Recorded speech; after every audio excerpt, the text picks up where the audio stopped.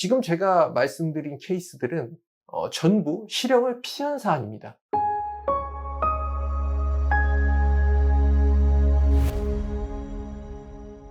안녕하세요. 범법인동감 한준엽 변호사입니다.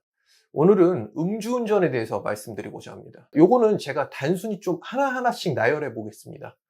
먼저 첫 번째 케이스는 음주 수치는 0.0749, 운전거리는 200m, 그리고 과거 전과는 1회였습니다. 벌금은 400만 원이 선고된 케이스입니다. 음주 수치 0.236이었습니다. 다만 운전거리가 10m에 불과했고 과거 전과는 2차례가 있었습니다. 최종적으로는 징역 1년에 집행유예 2년이 나왔습니다. 혈중 알코올 농도 수치는 0.15, 그리고 운전거리는 2km였습니다.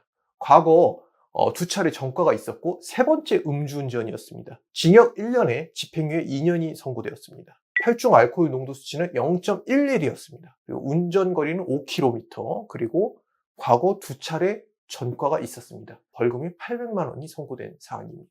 혈중 알코올 농도 수치는 0.2고요. 그리고 운전거리는 1.5km, 과거 2차례 전과가 있었습니다. 결과적으로는 집행유예가 나왔습니다. 세 번째 음주운전인데도 집행유예가 나왔습니다. 혈중 알코올 농도 수치는 0.15고 운전거리는 2km, 그리고 과거 2차례 전과가 있었고 징역 1년에 집행유예 3년이 나온 케이스입니다. 지금 제가 말씀드린 케이스들은 전부 실형을 피한 사안입니다.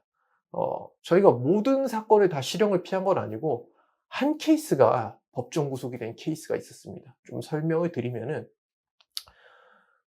이분은 이미 과거에 3차례 음주운전 전과가 있었습니다. 그리고 저희 사무실에 내방했을 때는 한 달 간격으로 4번째와 5번째 음주운전을 한 사건이었습니다.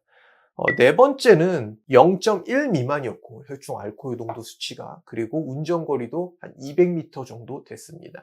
그리고 5번째 음주운전 사건은 0.1 이상이었고 운전거리는 1km 정도였습니다. 결과적으로 1심에서 안타깝게도 실형이 선고되었고 징역 1년이 선고되었습니다. 그리고 법정 구속이 된 사안입니다. 자, 제가 지금 몇 가지 케이스들을 말씀드렸습니다. 어떻게 분류를 했냐면 일단 혈중 알코올 농도 수치, 그리고 운전거리, 그리고 전과 여부를 기준으로 형량이 어떻게 나왔는지 말씀드렸습니다. 이게 100% 정확한 건 아니지만 저희가 경험칙에 따라서 판단해 보건대 두 번째 음주운전에서 실형이 나온 경우는 없었습니다.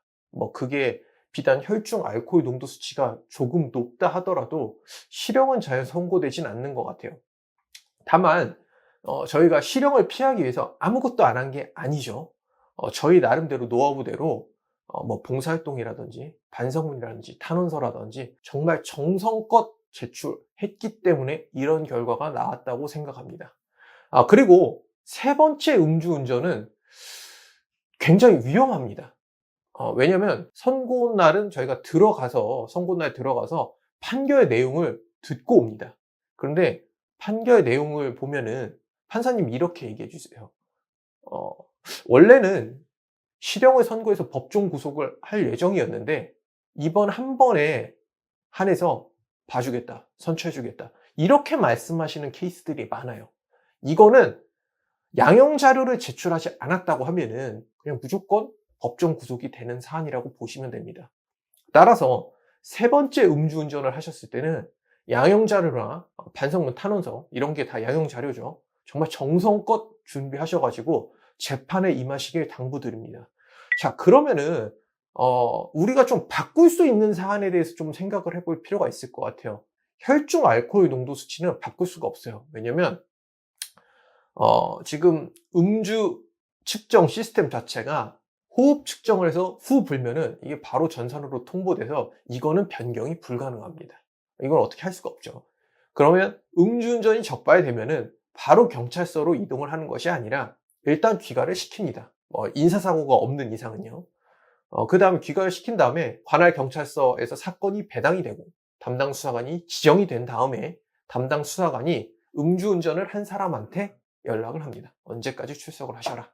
그러면 여기서 이제 변호사를 선임하시는 분들은 저희와 함께 출석을 하게 됩니다.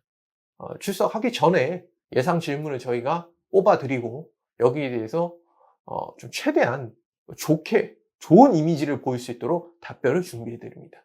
그 다음에 가서 하는 건 뭐냐면은 음주운전 거리를 좀 줄이는 겁니다. 음주운전 거리를 정확하게 측정하는 방법은 사실상 쉽지 않습니다. 왜냐하면 경찰관이 처음부터 따라붙어서 추격을 한다든지 이런 경우에는 음주 측정 거리가 정확하게, 비교적 정확하게 측정이 되겠지만, 그게 아니라 이동을 하다가 음주 측정이 된다고 하면은 그 거리 자체는 별도로 수사를 해야 되기 때문에 정확한 산정이 어렵습니다. 그렇다고 해서 경찰관이 지금 피의자한테 억한 심정이 있어서 블랙박스를 다 뒤지거나 이런 경우는 드물기 때문에 음주운전 거리를 좀 줄여야 합니다. 이거는 저희 같은 경우는 담당 수사관님한테 좀 부탁을 드리고, 어차피 혐의를 저희가 인정을 하는 거고 별다른 방법이 없다.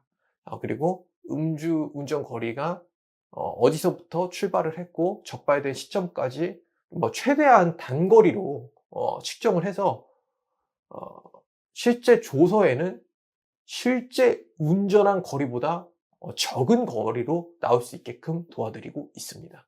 뭐 그렇다고 하면은 당연히 뭐 3km를 운전하는 것보다는 1km 운전한 게 더 유리할 거고, 1km를 운전한 것보다 한 100m를 운전하는 게 더 유리한 게 뭐 당연한 거 아니겠습니까? 오늘은 음주운전 실제 사례를 놓고 형량이 어떻게 나왔는지를 알아봤습니다. 추가로 궁금하신 점이 있으실 경우 저희 범법인 동감으로 연락 주시면 친절히 도와드리도록 하겠습니다. 감사합니다.